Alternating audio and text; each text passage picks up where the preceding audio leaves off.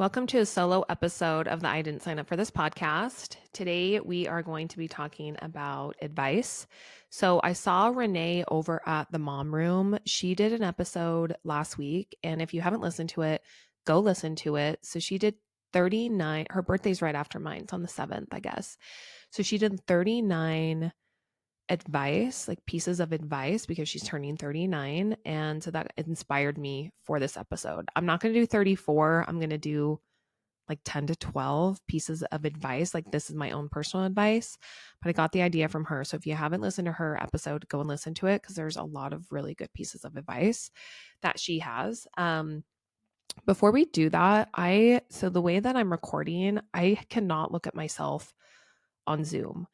I don't know if anyone else is like this, but when I'm at work, I hide my self view because I cannot look at myself. It just like I get inside my own head for some reason. And so I'm going to see what happens when I just minimize my window if it keeps recording because I don't want to look at myself. I don't do it when I'm recording with guests either. Okay, it is still recording. So I'm going to just minimize this so I just don't have to look at myself. Okay, so and now I can relax. Okay, so now before we get into this week's topic and advice, so just kind of some housekeeping things. So I was just on TikTok just like an hour ago, and a video came up from a woman. I stitched her video and posted it, so many of you probably have already seen it, but it's this woman, she's at Costco and she's recording herself eating at their, piece of pizza or something. There's a screaming, crying child in the background. And she's basically saying that, like, leave your screaming kids at home, leave them home with the other parent while you go shopping. And so I just feel so full of rage right now because I have been that person at Costco, at the airport, on an airplane, literally anywhere that you can think of. I have been that parent with a screaming child. And there is nothing that you can do in those situations. You can try to remove the child from a situation, but if you're right in the middle of grocery shopping, you have a cart full of food and you need those items, you have no food at home to eat, like, you can't just up and leave. And you also need to teach your kids how to behave in public.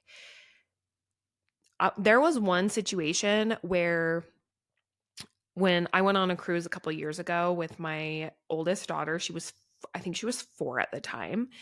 And we went on an Alaskan cruise, and at one of the dinners, like, the entire dining room was like basically empty, but my daughter and her cousin, they were, just kind of being normal kids, being a little loud, but they weren't going around and like really disrupting anyone, but they were being a little loud, but they were at our table, right? And this lady comes up to me when she was leaving and we were leaving at the same time, and she called me a bad parent to my face. And it was like, I was just so taken aback because, one, that has never happened to me before, and two, like, kids are going to be kids. I'm not going to sit there all dinner yelling at my child to, like, be quiet, to use their inside voice. Like, I'll do that a few times, and, like, of course, if it gets completely out of hand and she's disrupting people, running around, like, if it's that bad, like, okay, yeah, I'm going to do something more, but I'm not going to sit there and just yell at my kids wherever we are to appease a stranger. Like, I'm not going to do that. And so this video on TikTok was just like so triggering to me because I've been that mom so many times. When a child is really misbehaving that way, like, the parents are mortified. I have never seen a parent in public when their child is having a meltdown completely ignoring it and being okay with it. Like, they're scrambling and doing everything in their power to try to get their child to calm down. Same with airplanes. So it was just so triggering and upsetting to see that. So I was like, I have to post this or stitch this and give my 2 cents, because just us as parents, we just need to be more compassionate towards people. We need to give people the benefit of the doubt. We don't know everyone's personal situation, and everyone's situation is not like ours. I think a lot of time what people do is that they assume everyone's situation is exactly like theirs. This woman said, leave the child home with their father or with the other parent. For me, I'm a single mom. Like, I don't have a husband at home to watch the kids while I go grocery shopping. So that in itself is an ignorant statement, making an assumption that everyone's life is like yours. We don't know if this child had a disability. We don't know. There's so many things that we don't know. So please, please, please, let's not judge each other. Let's just meet each other with compassion and just move on with our day. Plus, if you're at Costco or if you're anywhere in public, you just have to understand that, like, there's going to be kids there and you just have to learn to deal with it. You're the adult, not the child. Okay, now that I got that out of the way. Okay, so last week it was my birthday. I turned 34. My birthday is on March 1st. I'm a 90s baby. I was born in 1990. And honestly, we just had a really chill night. So a couple days before my birthday, this is like classic, just in your 30s moment. I went to the gym a couple days before my birthday and I was doing a warm up and I just like pinched the muscle in my back. I talked about this on stories, but I could not move. It was extremely painful to move. And so I had to get like muscle relaxers. I went and got CBD and I was basically like on bed rest for the most part. It was bad. So my birthday, I was like, I'm not, I don't really like want to go out and do anything. I had my kids that weekend. So we went up to my dad's house. We had cake and my mom made dinner. And my mom made this really sweet video of me. I can't believe she did this because it was just like, I'm sure it took her forever, but just pictures and videos of me throughout my childhood. It was like 45 minutes and she put like these like sad songs or like sad music like behind it, so like of course I was like crying. But my mom is just the best. So that's what I did on my birthday. And that was it. We didn't do anything else. And because of my back, usually I will go and like get a massage, or I was even thinking like this year, like I'm going to go get some Botox because I need to get some. And, I'm going to go treat myself. But because of my back, I haven't done anything. So I still need to plan something for myself. It's funny when you have kids, it feels like, I don't know if anyone else is like this, but since having kids, I feel like my birthday is almost just for my children, if that makes sense. Like I didn't really want cake. I'm like, no, not really, but I know that my girls would be excited to have the birthday cake and sing happy birthday and blow out the candles. So we did that for them. Or I did that for them, basically. Okay, guys, so let's go ahead and get into this week's episode. I'm trying to keep this episode under 30 minutes. So that's kind of my goal with solo episodes. Okay, so let's get into the topics. Okay, so I'm going to be sharing like 10 to 15 pieces of advice from me. These are my own personal pieces of advice. Yeah. Okay. I just need to like start this part over, but I'm not. Okay. So okay, I don't really know how to like transition into this part. Okay, so here are some pieces of advice that I have. So the first one I want to say is that there's no right way to be a good mom. So one thing that I've had to learn the hard way when I first became a mom was something that works for one mom may not work for another, and that's okay. We all parent a little bit differently. We feed our babies differently. We have different values. So just remember that when you go on social media, especially as a new parent, that like just because you can't breastfeed or your postpartum experience looks different, or maybe, I don't know, just every situation is different. Maybe you have to go back to work and you feel guilty about that because you're the only one who has had to go back to work as a woman, after having kids. that was my own personal experience. I was like the first, my mom was a stay-at-home mom, and then of course like my grandma was, and so I was like really like the first woman in my family to be employed and work outside of the home after having kids. And I felt a lot of guilt about that like I was doing something wrong because I didn't grow up seeing that. And but everyone's situation is just so different. You just have to learn what works best for you. That actually leads me into my next piece of advice, which is like sometimes not every problem has a solution. So, for example, when we become moms, we get on social media and then we start seeing all this content about like sleep training and how to handle tantrums and, baby led weaning, feeding, feeding your children. Like there's all these courses and all this information out there. There's millions, probably millions of parenting books on, correcting behavior or like whatever it is. And sometimes it just is information overload and it gets to the point where it's like, maybe this just isn't a problem that needs to be solved. And I should just show up the best I can and do the best that I can instead of obsessively researching how to sleep train my baby. Right. Um, so for me, like the sleep training thing is a hot topic in my house right now. I share a lot about this on social media.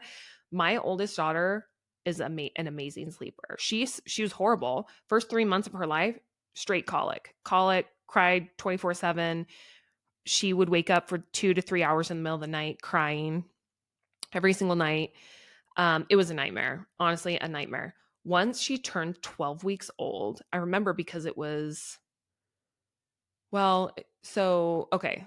Not that this matters, but I actually remember on Christmas morning was the first time she slept all the way through the night. So she was 2 months old at that point. And then you know how it happens where it's like your child will like sleep one night all the way through the night and then the next night is like a nightmare, like they're up every 2 hours. Like it was like that. So it's not like it was just like she slept and then it was all good from there. So, but I want to say like right around like 3 months old, 12 weeks old, that's really when she started sleeping through the night and she would sleep 12 hours. She took 2 naps that were 2 to 2.5 hours each. She was a dream baby when it came to sleep. My second daughter, she hasn't been as easy. So there have been times like we did do sleep training with her as well. We followed a different method with her. And I lost my train of thought. Oh, she's not as good of a sleeper.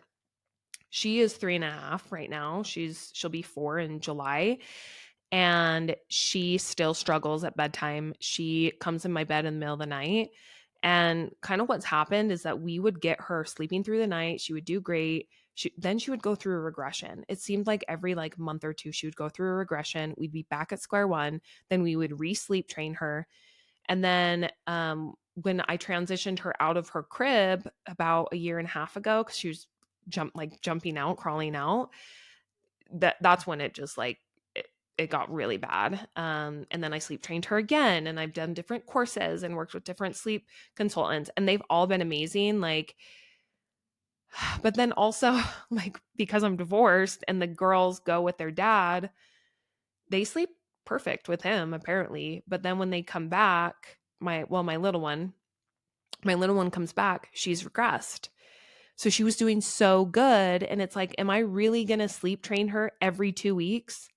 Because when she goes to her dad, she just regresses, and that's normal having those transitions. I'm like, is it worth putting in that much work and frustration or should I just accept the way that it is, accept that she's not the best at bedtime. She's going to come into my bed in the middle of the night. There's going to be nights I'm just going to have to like sleep with her. Like maybe this is just not a problem that needs to be solved right now because I'm just spinning my wheels and it's just frustrating me. It's causing me to not enjoy like this part of motherhood. And I know that's really common. But that's what I mean when I say like not everything is an issue that needs to be solved or a problem that needs to be solved. So give yourself grace. Maybe, some of these things aren't worth doing. Maybe you don't need to take that toddler course. I mean, and I love, what people are doing in the space because there's obviously a need for it. But it sometimes does get to a point where it's like too much information it's just too much. Like, it's just too much. I'm not enjoying my life because it's consumed by like courses and reading books and, researching online, like how to solve a certain problem. Like, I just want to enjoy my life, So, anyway, finding that balance. Okay, the other piece of advice I want to talk about too, which is really important, is daycare costs. So, I am a mom who has a job outside of the home, and daycare costs, you guys, are insane. Any of my working mom peeps know how expensive it is. It is absolutely crazy. I was actually just doing my taxes last week, and I printed out like our daycare costs for the year. And last year was a little unique because my girls so half the year, both of them went to daycare 3 days a week. And then my oldest is in full day kindergarten as of August. So for the second half of the year, we were only paying for one child. But basically, at the height of our daycare costs for part time, so 3 days a week, we were paying like 20. Wait, is that right? I think it was like $1,800. I can't remember, but it is crazy expensive. Like, it's crazy expensive. Um, I know for a lot of women, when they have kids and then they realize how expensive childcare is, a lot of women will leave the workforce. And I get it. I get it. It's like, how does that make sense? I'm going to pay for someone to watch my child so I can go to work and break even. But I want to provide another side to the story, or another perspective. So, when thinking about daycare costs, um, they don't last forever. Daycare costs only last 4 to 5 years.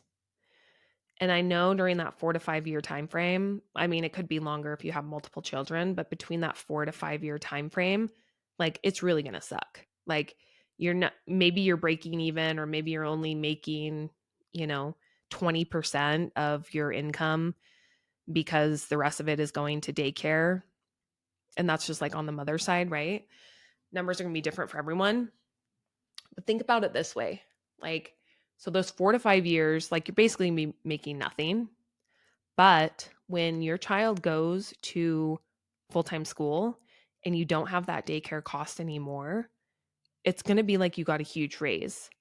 And from the time that you start working when you have kids, let's say, to when they go into full time childcare or school, so that 5 years, like, you're likely going to be making more money. Maybe you've received promotions or other things like that between that 5 year time frame, so that you wouldn't have made otherwise. If you leave the workforce for 5 years, 5+ years, you are likely not going to enter the workforce at the same level, making the same salary that you were when you left.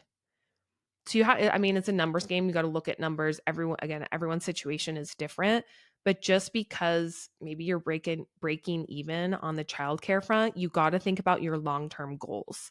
Are you, on a trajectory for your career to get to a certain level? Do you really want to throw that away? It might be worth it to stay in the workforce, bite the bullet, be making basically no money after childcare costs. But then once your kid is in full-time school, your income is going to go all the way up here, and you're going to be on like this trajectory for your career. Like, you have so much more experience. And so I think you guys know where I'm getting at with this. You don't just have to quit your job because your income, because childcare costs is almost as much as your income. I think I'm not describing this correctly, or in the best. No, I'm describing it correctly, but not in the best way, I would say. Okay, so Yes. And then with that, I want to tag on to this. One other thing that really bothers me is like when people are discussing childcare, why is it always in comparison to the mother's income and not the dad's or the joint income? It bothers me so much when I hear people be like, oh, it's, childcare is $25,000 a year for our two kids. I only make $50,000. So that's half of my income. It doesn't make sense for me to only make $25,000 a year, after those expenses. It's like, well, how much money is your husband making? Is he making $50,000 too? So that's a combined 100,000. And if you're spending 25% of that, your combined income, like it's a combined, it just bothers me that it's always framed of like the mother's income versus the combined income between both people. So let's stop that. Again, I know every situation is so unique. Childcare costs are going to vary. Salaries vary. Everyone's like career aspirations are going to be different. So, take it with a grain of salt, but just something to think about if you're feeling pressure to leave your career because of childcare costs. It's like maybe you should just bite the bullet for 4 to 5 years. Like make a sacrifice between you and your spouse. Maybe you just sacrifice for those years, but it's going to pay off in the long run.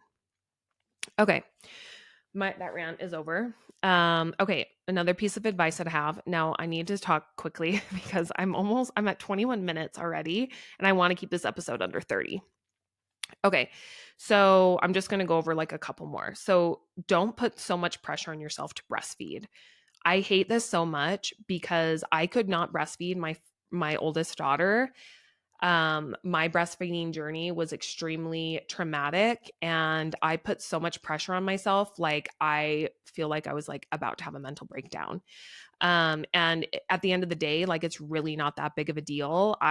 So my oldest was basically exclusively formula fed because the pain was excruciating and I got so much guilt from so many people, including when I went to the hospital before I had my baby. We went to like a birthing class. The nurse who was running the birthing class, they had a breastfeeding section, and she implied that if you don't breastfeed your children, they will have mental health issues. So what she specifically said was my husband's side of the family, his mom formula fed all of her children, and all of them have mental health issues.